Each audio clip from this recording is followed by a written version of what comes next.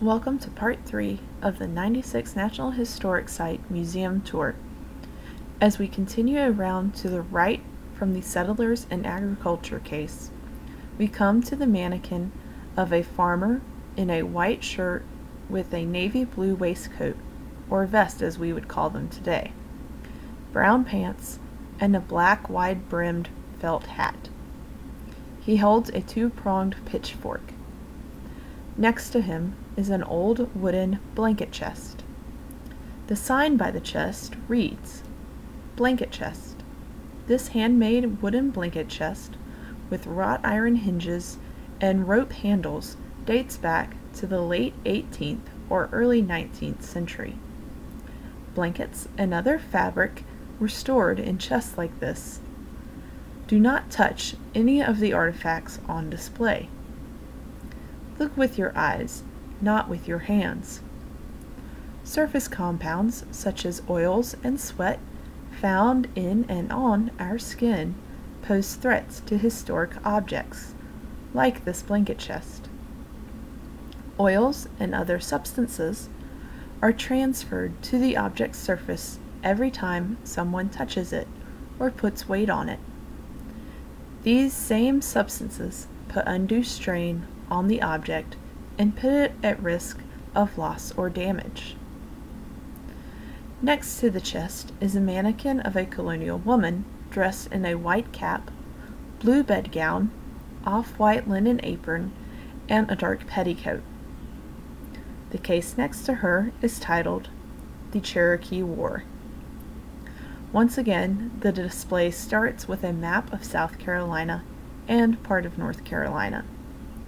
The map shows the location of the following areas: Charlestown, Monk's Corner, Congaree, Fort 96, Fort Prince George, Kiowa, Esteto Oldfield, Battle of June 10th, 1761, Echoe, Tassi, Niquosi, Watauga, Aori, Kowi, Usina, Kowichi, Kowi Cape, Stikowi, Kanatori, Kitawa, Tukorichi, Tasonti, and Elajoy. The text below the map says, "In 1759, during the French and Indian War, Governor Littleton constructed a small fort around Gowdy's Barn. Although dismissed by British officers as a small fort of piquets of no consequence, Fort 96 withstood 2 Indian raids and played an important role in the British campaign against the Cherokee." To the right of the map are 3 oval portraits. At the top is Governor William Henry Littleton.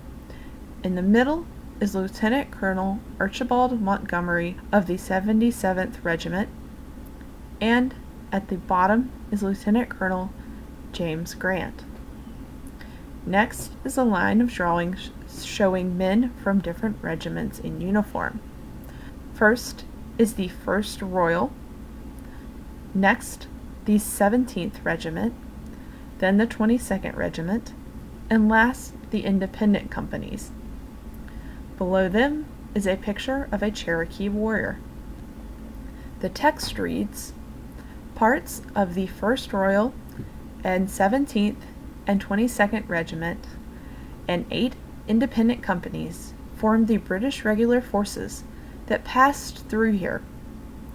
The provincial troops, rangers, civilian wagoneers, and some friendly Indians, forming a force of 2,800 men.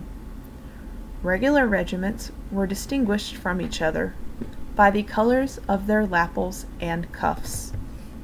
When Colonels Archibald Montgomery and James Grant garrisoned Fort 96, 1760 to 1761, the outpost became a major supply depot.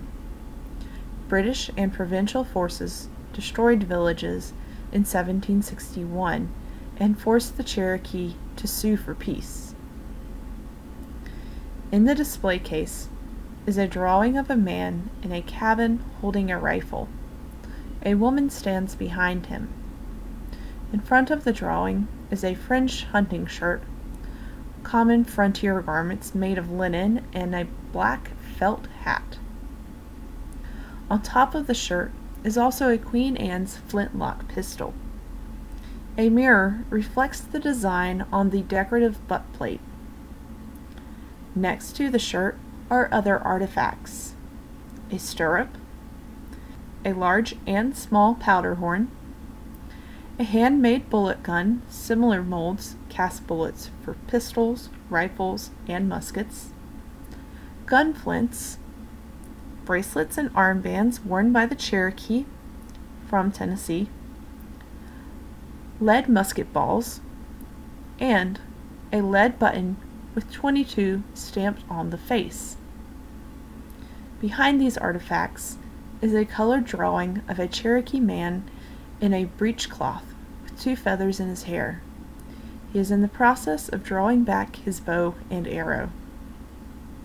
Thank you for checking out this video, and we will be back tomorrow with part 4.